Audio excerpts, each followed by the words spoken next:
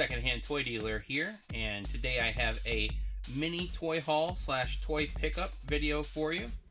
It has been a while since I've done a toy haul or a toy pickup video. I have been spending a lot of my time setting this toy collection room up the way I want, and it's been a lot of put stuff up, move it again, rearrange, lots and lots of fine-tuning. And with having purchased a house, I work at a cabinet shop, and I have been making a lot of furniture, entertainment centers, coffee tables, end tables, bookcases. I've been busy getting stuff around for the house, so I haven't had a lot of time to go out toy hunting a bunch. But more than a lack of time, I have a complete lack of space. I really don't have any extra space for new things. In fact, I had a surplus. I would say that I had easily 33% of the stuff that I had boxed up ready to go could not fit into this small room that I have set aside for my collectible room. So because I ran out of space so quick, and because I really put like the cream of the crop, the stuff that I liked the most, into this room to set up, I feel like it's got to be something that's going to dazzle me a lot before I'm going to say I'm going to buy this and bump something out of the collection to make space for the new item incoming. So with the lack of time and the lack of space, I really haven't been enthusiastically toy hunting like I have been the last few years. But over the course of the last couple months, I have found a couple things that were exciting and important enough to me that I was willing to bump something out of that space so that I could make room for these new items. Now, this isn't everything that I'm going to show in this video. There's a few things that are just too big for this space, and I'll just show them already set up on the wall. But let's start with the smaller things first. So this is a Castline Incorporated M2 Machines. This is the 1970 Ford Mustang Mach 1 351. I really like the paint scheme on this, that World War II green, and then the shark mouth making it look like a P-40 Warhawk. I just think this is a really neat looking die-cast. It comes with its own little plastic case. It's a good product inside of good packaging, and it's an oddball size that's going to help fill in an oddball space on the pegboard. Next we have a Maisto Muscle Machines, a 1993 Ford Mustang SVT Cobra. I'm kind of fond of collecting police cars. This one here doesn't have a light bar on it, which is kind of a bummer, but it has that classic Highway Patrol logo on the black and white car. So that looks pretty cool.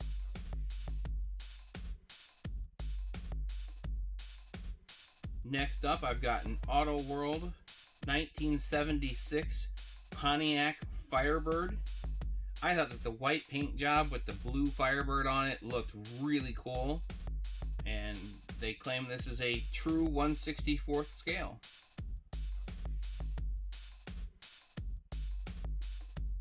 Next up, I've got a Weapon H comic.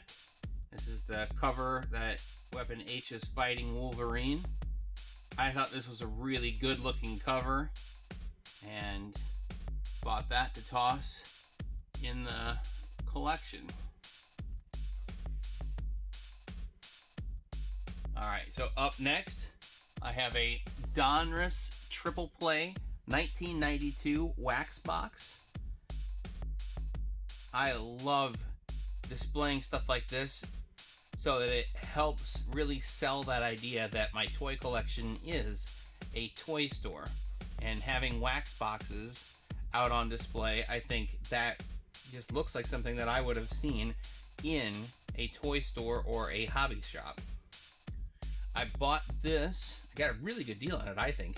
I got it for $1.99 on auction plus $8.99 shipped. So I mean, it was less than 13 bucks on eBay, and I think that that's a fun thing to display. I like the orange and yellow on black. I think that presents really well. In this place, I did have some Desert Storm trading cards, and I liked the yellow box, but it was kind of beat up. It didn't look as nice and new and shiny. So when I got this deal on this Donruss Triple Play wax box, I thought I'm going to go ahead and swap those out and sell the Desert Storm trading cards, and the sale of those will help offset even more the investment in these Donruss Triple Play baseball cards. So I had been looking for a Cobb Vanth action figure, and I finally found one out in the wild. I think that these premium Black Series figures are getting a little pricey. I mean, this one was like 36 bucks. So after tax, I mean, you're really pushing 40 for an action figure. I mean, like, I really liked this character. I like the fact that the helmet is separate from the face, and they didn't just put a helmet on the action figure and put an extra face off to the side. I like the way that this one presents. I mean, you've got the action figure, then you have the accessories, and there's no extra hands, there's no extra heads. I just really, as a new in package collector, I really like it when they do stuff like this. I was at Walmart a few weeks ago, and I found these original 1989 figures, the Jumbo Teenage Mutant Ninja Turtle action figures, and they had Donatello and Michelangelo. And I would say that Michelangelo is my second favorite Teenage Mutant Ninja Turtles after Raphael. So I was kind of holding out to see if I would come across a Jumbo Raphael action figure, but I did not end up finding one. In fact, the Walmart that I found this one at is the only Walmart out of like 5 or 6 that I visited in the last couple months that have carried these. So I thought, all right, well, if I can't find a Raphael, then finding a Michelangelo is good enough. I'm going to go ahead and pick that up and put it in the collection. I really like the way that this presents. The packaging is really good on this. The action figure looks great. It's really big and displays well. If I had to make one complaint about it, I don't like that they included the Nickelodeon emblem on it. I wish that they would put that on the back, or I mean, I guess even on the side would be fine, but having it on the back would be great, the side, but I understand Nickelodeon owns the rights to these now, but I don't need to see it on the vintage looking stuff. I want it to look like it looked when I would see stuff like this as a kid.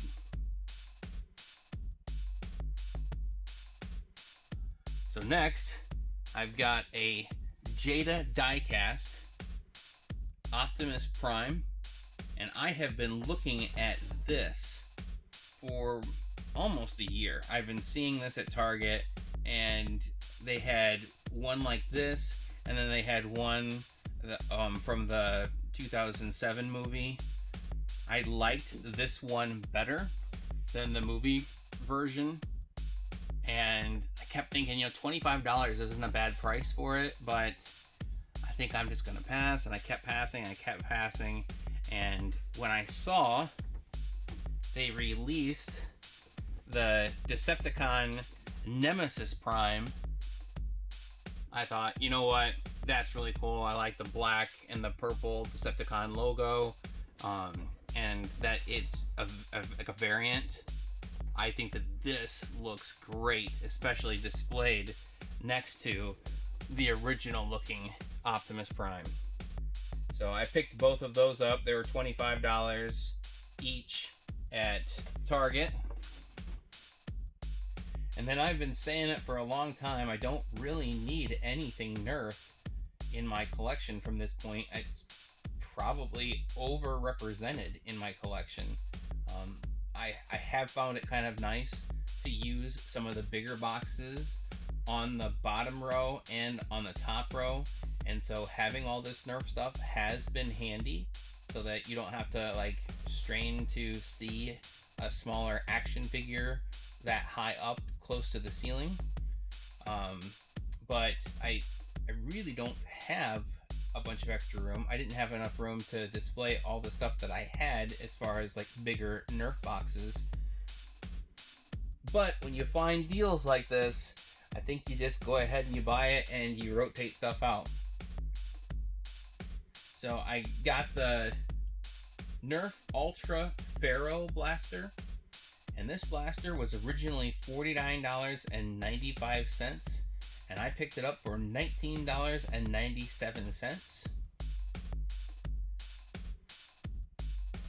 I picked up another Nerf Percy's. I had one that I had purchased and I was using for primary at Nerf battles and for plinking around the house. That was a $100 Nerf gun. I picked mine up for $50, and then they went to clearance, and they're currently on clearance for $34.97. So a $100 Nerf blaster for under $35. That was a spectacular deal. So I bought another one. So I had one that I was rocking with, and now I've got one to stock with. So I've got one on display, and I've got one that I use to show people how fast Nerf can fling foam.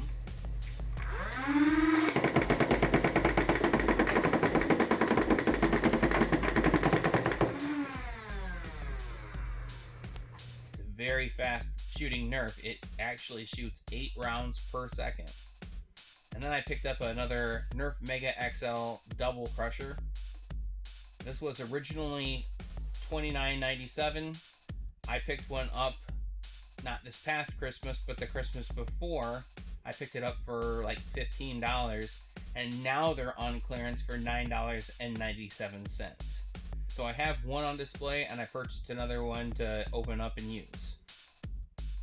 I'm working on finishing up the final details of this display room. I was actually at Hobby Lobby yesterday, and they had their wall decor on clearance, and I picked up some letters to do a sign for my store, and I'm going to hang it behind my display case above my cash register. Hopefully I'll have this room all finished up, and I'll do my toy collection tour in the coming weeks or months. Alright, well, thanks for checking out my videos. Hopefully we'll catch you in the next one. That was awesome! Yes! That's awesome! It's pretty cool, I guess. Are you gonna be a dork your whole life? Hope not. I'm really, really sorry. I apologize unreservedly. I offer a complete and utter retraction. The imputation was totally without basis in fact and was in no way fair comment and was motivated purely by malice. And I deeply regret any distress that my comments may have caused you or your family. And I hereby undertake not to repeat any such slander at any time in the future.